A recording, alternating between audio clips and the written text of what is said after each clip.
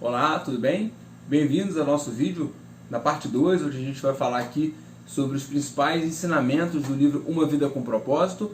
Se você não viu ainda a parte 1, é importante que você veja, porque ali a gente coloca aqui todo o fundamento e toda a mentalidade que a gente precisa ter, né, que o autor do livro, o pastor Rick Warren, ensina para que a gente venha ter de fato um olhar certo, se debruçar da forma correta sobre esse assunto. Então eu vou deixar aqui na descrição do vídeo o link, né, para a parte 1, e aí você pode ver a parte 1 e ver aqui a parte 2 também. Tenho certeza de que você vai ser muito mais abençoado e vai dar a oportunidade do Espírito Santo revelar para você tudo aquilo que a gente vai falar aqui, tá legal? Bom, então, começando aqui o assunto, né, de onde nós paramos na primeira parte, né, o autor, né, ele começa ali a ensinar, né, os 5 propósitos de vida de cada um de nós, né, quais são as 5 atitudes, na verdade, os 5 motivos pelos quais Deus criou a cada um de nós, e aí você vai aprender e vai direcionar isso para a tua vida, para que a tua vida tenha aí, para que você venha viver uma vida contente, uma vida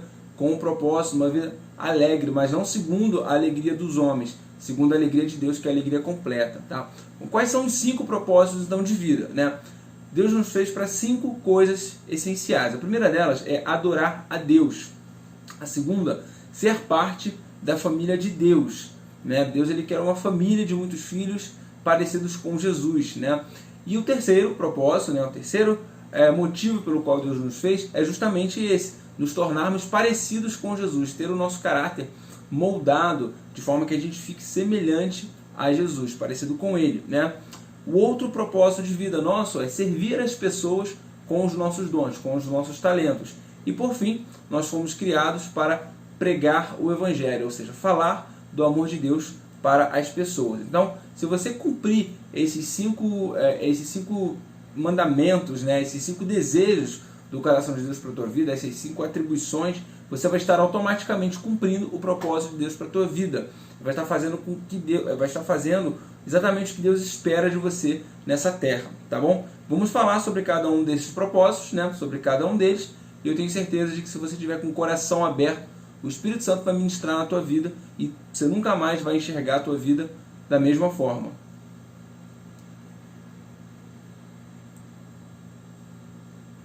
Bom, propósito número 1, adorar a Deus. Tá? O que é adorar a Deus? Tenha em mente que você foi planejado por Deus. A primeira coisa que eu acho que a gente já repetiu bastante isso aqui, né? Ele quis que você nascesse, né? E não tem nada que faça você mais especial do que isso, o fato de o próprio Deus ter desejado você, Deus ter nos desejado a cada um de nós. Tá? Então, agradar a Ele, devolver a tua vida para Ele em forma de adoração, é exatamente isso que Ele espera. Então, agradar a Deus, o que é adorar a Deus? Né? As pessoas têm uma concepção errada quanto a isso. Né? Adorar a Deus é você agradar a Deus. E como que eu posso agradar a Deus? É muito simples, isso não é nada místico. Qualquer coisa que você faça para a glória de Deus é um ato de adoração. Então, se você, a Bíblia fala, quer comais, quer bebais, fazeis tudo para a glória de Deus. Então, se você estuda, dê o teu melhor, faça como para o Senhor. Se você trabalha, faça como para o Senhor. Se a tua atividade principal é tomar conta da casa, é cuidar dos filhos, faça como para o Senhor. Isso você vai estar fazendo, né? Assim você vai estar adorando a Deus. Deus ele espera que você faça com zelo, não como para homens, mas para como o Senhor. Então, se você entender isso, a tua vida nunca mais vai parecer entediante ou sem sentido, porque você sabe que existe alguém que criou você, que fez você e que espera que você faça qualquer coisa que você estiver fazendo com excelência, como se fosse para Ele. Né? Então, adorar a Deus é isso, é simplesmente agradar a Deus. Né? Bom, uma outra forma de adoração também é confiar nele acima de tudo, principalmente quando você passa por alguma tribulação, né? Se entregar a Ele. Você pode resumir a palavra adorar, resumir o termo, né, em uma palavra, rendição. Quando você está passando por alguma dificuldade, alguma tribulação, e você se rende a Ele, você confia nele em meio à adversidade, isso é uma atitude de adoração, que eu creio que toca o íntimo do coração de Deus, move o coração de Deus e dá a Ele também a oportunidade de trabalhar na tua vida e moldar o teu caráter, né? Porque você vai se tornando cada vez mais parecido com Jesus. Então, quando a gente se rende a Ele, quando a gente se oferece a Ele como um sacrifício vivo, né, como diz lá em Romanos, a gente já desfruta de cara de alguns benefícios. A gente se rende, a gente baixa a nossa guarda. Em meio à tribulação, a gente confia nele, a gente não anda ansioso, a gente coloca diante dele as nossas tribulações. Quais são os benefícios que a gente de cara já tem? Primeira coisa, a gente sente paz, porque a gente para de competir com Deus pelo controle da nossa vida. Então essa paz que Jesus oferece, que não é a paz que o mundo dá, ela já é sentida, a gente já desfruta dela. Esse é o primeiro benefício que a gente tem. O segundo, a gente se sente livre, porque somente Jesus dá a verdadeira liberdade. Ele falou, né, se o Filho vos libertar, verdadeiramente sereis livres, né? E também o outro benefício é que você experimenta o poder de Deus na sua vida, né? Deus, ele resiste ao soberbo, mas quando você se rende, quando você se humilha, ele te exalta. Você experimenta esse agir de Deus na tua vida, né? Além disso, todos nós nos rendemos a algo, ou alguma coisa, ou alguém. Nós nos rendemos de alguma forma, a gente vai se render, né? Então, se a gente não se render a Deus, a gente vai se render ou às nossas próprias vontades, ou vai se render a algum problema, a algum caos, vai se render à tragédia, vai se render a algum prazer, vai se render a alguém que a gente idolatra. Então, de fato, em algum momento a gente vai se entregar a algo. Já que a gente vai se render, que a gente se renda diante do Deus, do Rei dos Reis, que sabe o que fazer com a nossa vida, né? Então, uma outra consequência da adoração, da rendição, né, da adoração através da rendição, é a amizade com Deus, né? Você vai se tornar amigo de Deus. Nós nos tornamos amigos dele. Jesus, ele falou lá para os discípulos dele: já não vos chamo servos, mas amigos, porque um servo não sabe o que faz o seu senhor. Eu, porém, tenho-vos dito tudo quanto tenho feito. Esse é o desejo do coração de Deus, que nós sejamos não apenas servos, né, não apenas obreiros, mas amigos íntimos dele. Obviamente, nós vamos continuar servindo a ele, mas temos ali a possibilidade de desfrutar da amizade dele através da rendição. Na prática, essa rendição, ela vai significar na nossa vida, né, não só um momento ali de contato com Deus no nosso devocional, na hora da leitura, na hora da oração. Na prática, essa rendição, ela vai nos aproximar de Deus de forma que nós vamos incluir Deus nos nossos pensamentos, no nosso dia a dia, até porque Deus, ele é onipresente, ele está com a gente o tempo todo, ele habita dentro de nós. Então não tem por que a gente pensar em se relacionar com ele somente em um momento do dia, né? E a forma de adorar a Deus mais profunda é justamente quando tudo está dando errado. Quando a gente ora, quando a gente jejua, quando a gente lê a Bíblia, mas nada acontece. A gente não vê nenhuma mudança no quadro, nenhuma mudança na circunstância e continua confiando nele, né? Não confiando no que a gente sente, porque a nossa fé não tem a ver com o que a gente sente, tem a ver com o que está escrito, né? Então, se a gente crê no que está na Bíblia, que ele é amor, que ele nos ama, a gente vai estar cumprindo esse propósito de confiar nele, e através dessa adoração profunda nós vamos atrair o favor de Deus para nós, né?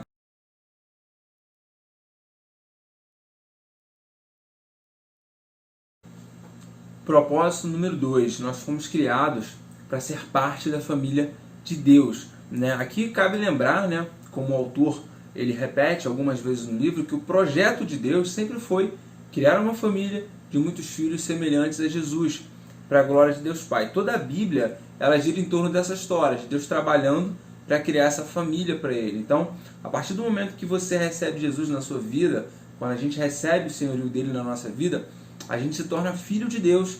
Deus, ele se torna o nosso Pai, e os demais cristãos se tornam nossos irmãos.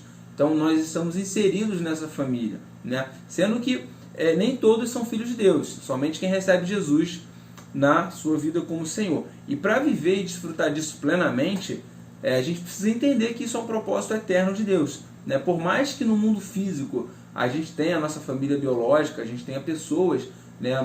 Nós tenhamos nascidos, né, no meio de uma família de carne, né, a família de sangue, né, a família de Deus, ela é eterna. É importante que a gente entenda que o vínculo com a família da fé, ela nunca vai acabar. Todas as pessoas que vivem hoje à nossa volta, na nossa família biológica, um dia esse laço vai acabar, porque nós vamos morrer, as pessoas vão morrer. Mas na eternidade nós vamos continuar com esse vínculo eterno, né? Então a principal forma de viver e expressar esse propósito específico da família de Deus é o amor ao próximo, é se relacionar com as pessoas, daí a importância do relacionamento. Daí a importância de você estar inserido em uma comunidade, uma congregação, de você participar da vida da igreja, ter uma vida em comum, né? E assim a gente vai estar desenvolvendo, né, esse amor que Deus espera que a gente reflita, que a gente expresse na nossa vida. Isso não é algo fácil, porque são pessoas diferentes de nós, mas não tem outra forma de Deus moldar o nosso caráter e nos ensinar, né, a amar o próximo, nos ensinar a nos doar. Não tem outra forma de Deus fazer isso a não ser através do relacionamento com outras pessoas, né? As coisas mais importantes dessa vida não são as nossas realizações, né? Ao contrário, são os relacionamentos, né? São as pessoas, né? As pessoas valem mais do que coisas. Deus criou pessoas e deu a vida dele, deu a vida de Jesus Cristo, seu Filho, por nós, por pessoas, né? E o autor do livro, ele fala que ele já presenciou várias pessoas no leito de morte, né? Como pastor, ele deve ter passado por isso muitas vezes, né? Em muitas ocasiões. E em nenhuma dessas ocasiões, nenhuma dessas pessoas pediu para trazerem os diplomas, as medalhas, o extrato da conta bancária. Nessas horas, absolutamente nada disso importa. O que as pessoas que estão no finalzinho da vida querem ver são pessoas, são outras pessoas, são as pessoas que elas amam. Isso sim é importante, né? E o que o autor coloca ali, a importância da gente entender isso o quanto antes, que a gente não precise chegar no leito de morte para entender a importância e o valor do relacionamento. Entender isso o quanto antes e viver dando valor para o relacionamento e para as pessoas ao nosso redor é uma atitude de sabedoria. E é isso que Deus espera de nós, que a gente viva esse propósito, esteja inserido na família de Deus e vá amando as pessoas para ser cada vez mais parecido com Jesus.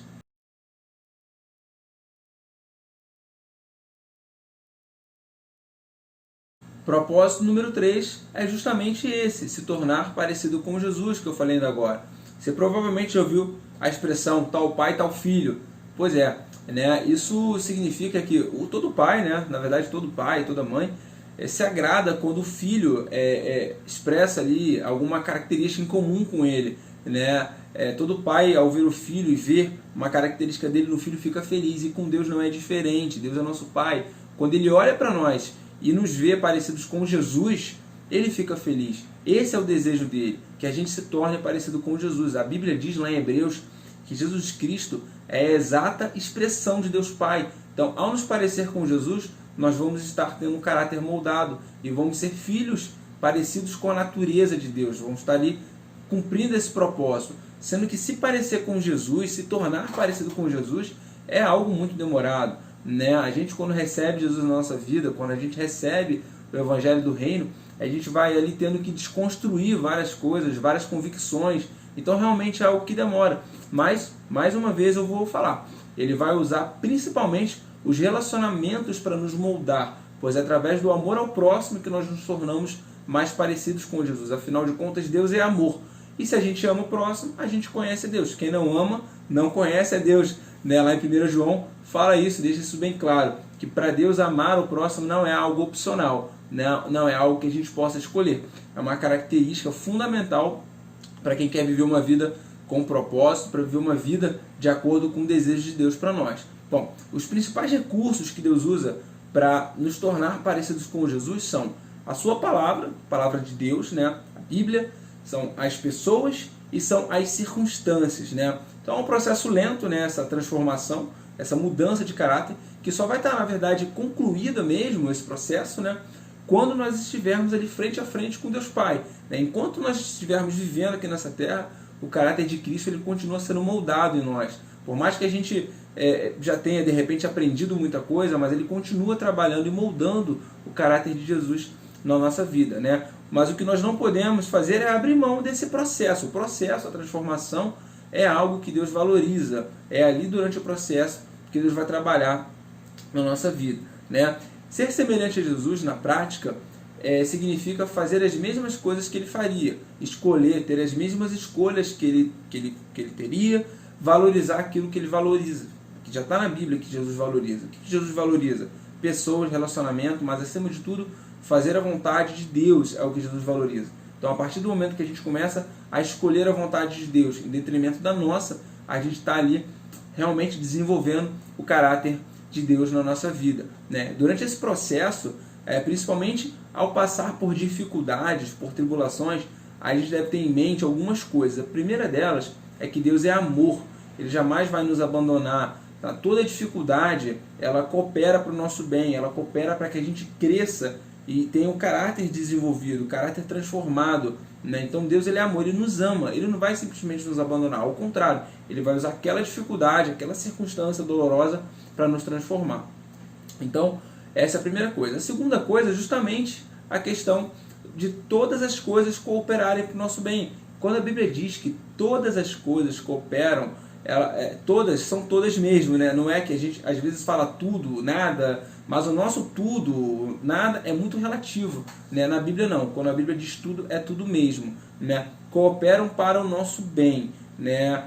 O que é o nosso bem? Não é o nosso bem-estar, não é o nosso lazer, o nosso conforto, não é isso. O nosso bem é justamente ser parecido com o Jesus, né? Então esse é um processo que demora, de fato, como eu já falei, né? Mas a questão é que nós, né, enquanto a gente quer que isso tudo aconteça rápido, a gente quer crescer rápido, Deus, Ele quer que a gente cresça forte. Deus, Ele está preocupado com a construção, com o fundamento do nosso caráter, enquanto muitas das vezes a gente quer tudo para ontem. Deus, Ele entende o valor do tempo, do processo. Ele já viu o nosso futuro, inclusive já viu a nossa eternidade também. Ele já nos viu na eternidade. Então, para Ele, é muito mais importante a gente crescer forte, porque Ele sabe o que a gente precisa, Ele conhece o nosso coração, né? E aí, esse é, então, o outro propósito de vida. A gente vai falar aqui sobre mais 2 propósitos de Deus para nós.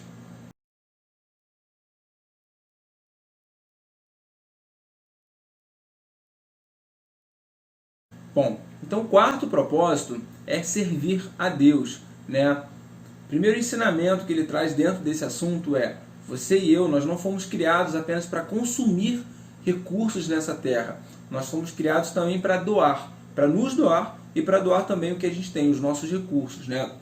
Enquanto muitos livros, muitas filosofias, né, nos ensinam a extrair o máximo de tudo ao nosso redor, no reino de Deus a mentalidade é outra. A mentalidade é que a gente deve se doar ao máximo. Então nós andamos na contramão do mundo nesse sentido, né? E é à medida que nós nos doamos que Deus, Ele nos molda e nos aperfeiçoa. À medida que a gente abre mão, que a gente se desapega, né, daquilo que nós temos ali como nosso, que Deus vai multiplicando e transformando a nossa vida. Então esse quarto propósito, né, ele tem a ver com o nosso ministério, com o nosso trabalho, o nosso serviço. O que é um ministério? O ministério é um serviço, é um trabalho, é uma obra que a gente faz, né? É algo que a gente faz em favor da igreja, em favor do próximo, né? A gente serve a Deus através do serviço à igreja, né? Então isso tem a ver com as boas obras. A Bíblia fala que nós fomos salvos para praticar boas obras. Veja bem, nós não fomos salvos pelas obras, mas fomos salvos para as obras. Então não tem sentido a gente ter sido salvo e não praticar boas obras, não servir ao próximo, né? Isso não é algo para quem é obreiro, para quem é pastor em tempo integral, não tem nada a ver. Isso é algo para todo cristão, é uma convocação para nós, para que a gente venha servir a igreja, né? Se você é um discípulo, se você é uma discípula de Jesus, você está convocado para servir a Deus através do serviço às pessoas. Isso também requer uma mudança de mentalidade, tá? Você e eu, ao invés da gente pensar quem que vai suprir as minhas necessidades, a gente deve pensar assim: as necessidades de quem que eu posso suprir, onde eu posso servir, né? Essa troca de mentalidade que nós devemos trabalhar e deixar que o Espírito Santo vá nos moldando. O próprio Jesus, ele fala que ele não veio para ser servido, mas para servir, e ele é o nosso maior modelo. Se Jesus veio para servir, por que a gente não vai servir? Não é verdade? Bom, então antes de Deus criar a gente, né, ele decidiu qual papel a gente iria desempenhar nessa terra. Ele já sabia onde você e eu, onde a gente iria se encaixar, qual seria o nosso serviço, qual seria o nosso ministério, qual seria o lugar ideal para a gente usar os nossos talentos. Então por isso ele nos deu as características que nós temos, ele te deu as características que você tem, pensando em colocar você ali como se fosse uma pecinha no quebra-cabeça, né? Deus, ele já pensou em tudo, né? O que a gente tem que fazer então agora? Bom, a gente tem que descobrir o que Deus deu pra gente. A gente tem que olhar para dentro de si, né, e refletir com a ajuda do Espírito Santo para descobrir o que a gente tem ali de talentos. E aí o autor do livro, ele coloca de uma forma muito fácil, muito simples, né? Um jeito da gente refletir, né? Ele nos guia para que a gente descubra ali o que Deus quer, o que Deus espera de nós enquanto obreiros, enquanto trabalhadores da obra dele, né? Ele coloca uma sigla, né? Forma, né? A nossa forma é o que vai determinar onde Deus quer a gente, né? E essa forma é formada, né, por essas letras, né? E cada uma delas dá uma pista pra gente do que Deus quer de nós, do que Deus espera de mim e de você. Bom, a letra F é de formação espiritual, que são os dons, os talentos que Deus deu para você, né? A letrinha O, ela significa opções do teu coração, que é aquilo que você gosta, aquilo que desperta paixão em você, aquilo que desperta entusiasmo em você, aquilo que já está dentro de você ali, aquilo que você tem gosto por fazer. O R são os recursos, são as habilidades naturais que você tem, né? Aquilo que você faz bem, né? Se você fizer uma avaliação sincera a seu respeito, se você pensar, se você desacelerar, desliga a rede social, larga tudo isso que não vai te levar a lugar nenhum, né? E pensa um pouquinho, desacelera a tua mente, tenta lembrar daquilo que você é bom, daquilo que você sabe fazer muito bem, que as pessoas elogiam, que as pessoas pedem para você fazer. Essas são os seus recursos, as suas habilidades. O M é o teu modo de ser, o teu jeito, a tua personalidade. Deus, ele fez você único. Deus fez você única. Deus não fez outra pessoa igual a você. Então o teu jeito de ser, ele também vai é uma pista do que Deus espera de você.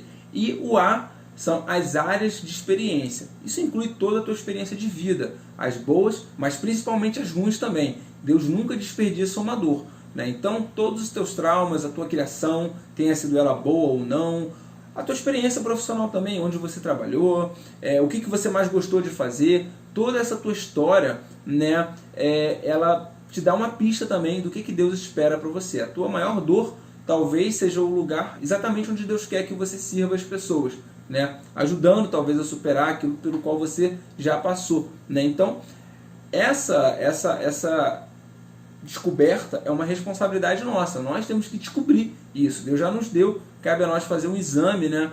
E de fato chegar aí à luz do Espírito Santo, né? Nos guiar para que a gente descubra qual é a nossa forma, né? Bom, a melhor forma de você descobrir a tua forma é justamente servindo, trabalhando, botando a mão na massa. Quando você serve em lugares diferentes, em áreas diferentes, você vai ter uma pista ali do que Deus quer para você, mas aí você vai ter que servir para que isso venha realmente à luz para você.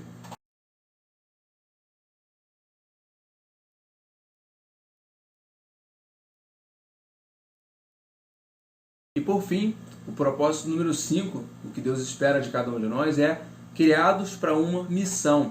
É importante para a gente entender esse propósito, a gente saber que Deus é um Deus que trabalha, né? E a sua missão, a nossa missão é justamente a nossa parte dentro dessa obra de Deus. Deus, ele tem uma obra, né? O que eu tenho que fazer, o que você tem que fazer é justamente a missão que Deus confiou a nós durante a nossa vida aqui nessa terra. Bom, então, para a gente entender melhor, a gente tem que lembrar que ser cristão é ser enviado ao mundo como representante de Jesus, né? Jesus, ele orou assim: Pai, assim como tu me enviaste, eu os envio, falando de nós. Então nós fomos enviados ao mundo, né? E que missão é essa? O que a gente tem que fazer? O que consiste essa missão?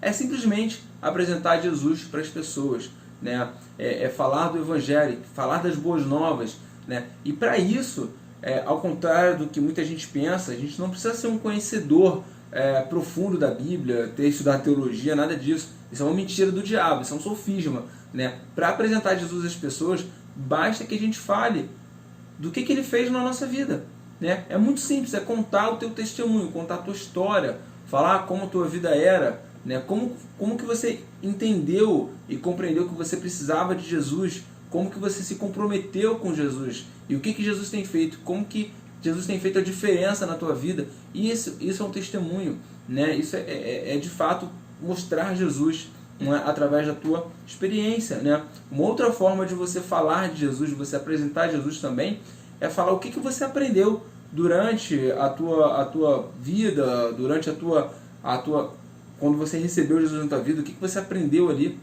o que você foi ensinado, né? E a melhor forma de você mostrar Jesus né, é sem palavras também. Você pode e deve pregar sem palavras. Como é que eu vou pregar sem palavras?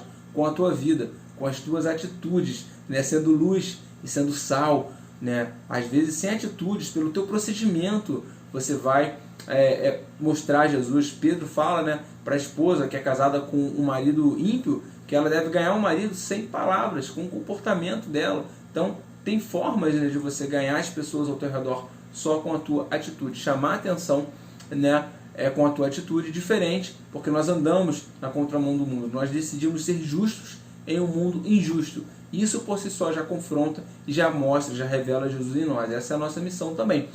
Você já parou para pensar que Deus colocou você como responsável pelas pessoas ímpias à tua volta, ao teu redor?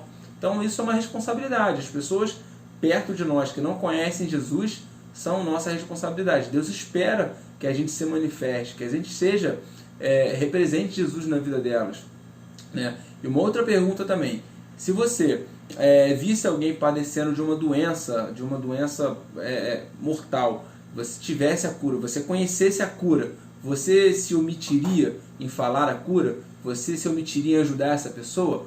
Eu acredito que não. Mas da mesma forma, o pecado que nos assola, o pecado que acaba com a nossa vida, que está nos levando para o inferno, é uma doença da alma, sabe? Nós precisamos, nós temos a cura, nós conhecemos o remédio, nós conhecemos aquele que restaura, aquele que perdoa, aquele que limpa. E se a gente se omite em falar de Jesus para essas pessoas, a gente está negando a cura. E não é uma cura de uma doença, é a cura de algo muito pior, né? Não é uma doença, é algo que vai mandar a pessoa para o inferno. A pessoa está indo para o inferno, está indo para o abismo, né? A Bíblia é muito clara quanto a isso, sabe? Então, mostrar Jesus, falar do que Jesus fez por você, falar da tua fé, isso é o que Deus espera de você, é essa a tua missão. Lembrando também que o autor deixa isso bem claro, isso não é uma sugestão, é uma grande comissão, né? Se você é um discípulo de Jesus, nós temos a responsabilidade de pregar o Evangelho. E para que a gente cumpra esse propósito, esse quinto propósito de Deus para a nossa vida, o mais importante não é que a gente se preocupe em como que a gente vai cumprir essa missão, como que a gente vai fazer, mas sim que a gente se preocupe em pedir a Deus que nos dê um coração parecido com o coração de Jesus, um coração que ama as pessoas. Porque se a gente orar e pedir a Deus que nos dê amor pelo próximo, que crie em nós um coração que ame o próximo, que valorize as pessoas, que tenha compaixão pelo perdido, né? Como a gente vai fazer isso vai ser uma consequência. O que nós temos que ter é buscar realmente, o que nós temos que buscar é um coração, né, parecido com o coração de Jesus. E aí, de fato, a gente vai estar ali cheio de amor, cheio de compaixão pelo próximo, cheio de misericórdia. E aí vamos sim ver sempre a oportunidade de falar de Jesus, de mostrar Jesus através da nossa vida para os perdidos, ter compaixão pelos perdidos. Bom, então esses foram, né, os propósitos de vida, né, que o autor trouxe aqui no livro, né, Uma Vida com Propósito. O meu desejo é que você reveja esse vídeo se você achar que vale a pena, né, e se você tiver o desejo de adquirir o livro, eu estou deixando aqui na descrição do vídeo o link para que você adquira o livro com desconto. Mas o mais importante é que você tenha um coração aberto, a viver da forma que Deus quer que você viva, né, a viver a vida plena. Isso de fato vai fazer diferença na sua vida. Isso de fato vai dar um contentamento, vai colorir a tua vida, vai dar alegria para a tua vida. É isso que Deus quer para você, eu tenho certeza, né? E tenha em mente que talvez você ache que é difícil viver uma vida com propósito, talvez você ache que tem que pagar um preço muito alto, mas eu te digo que o preço que a gente paga quando vive uma vida sem sentido é muito maior. A única forma de viver uma vida plena é vivendo uma vida com o propósito de Deus, né? Qualquer outra coisa é apenas existir, não é viver, né? Então que esse seja o nosso desejo. E se você gostou desse vídeo, se isso te abençoou de alguma forma, eu te peço para que você curta o nosso vídeo, se inscreva no nosso canal, né? Compartilhe com alguém com quem você queira compartilhar essa mensagem, transmitir essa mensagem. Eu tenho certeza de que você pode ser também um canal de bênção na vida de outras pessoas. Fazendo isso, você vai estar ajudando não só pessoas a serem abençoadas, mas também abençoando aqui o nosso trabalho, o nosso ministério, né? A gente falou isso aí ao longo do vídeo, né? Esse aqui é uma obra, é um trabalho que a gente faz para a glória de Deus Pai. Nosso desejo é que as pessoas elas sejam elas ouçam falar de Deus, de Jesus, né? E que Jesus seja conhecido e reconhecido na vida de todos aqueles que tiverem oportunidade de vir, né? De ter acesso ao nosso material, tá bom? Então, até o próximo vídeo, se Deus quiser, e um grande abraço para você.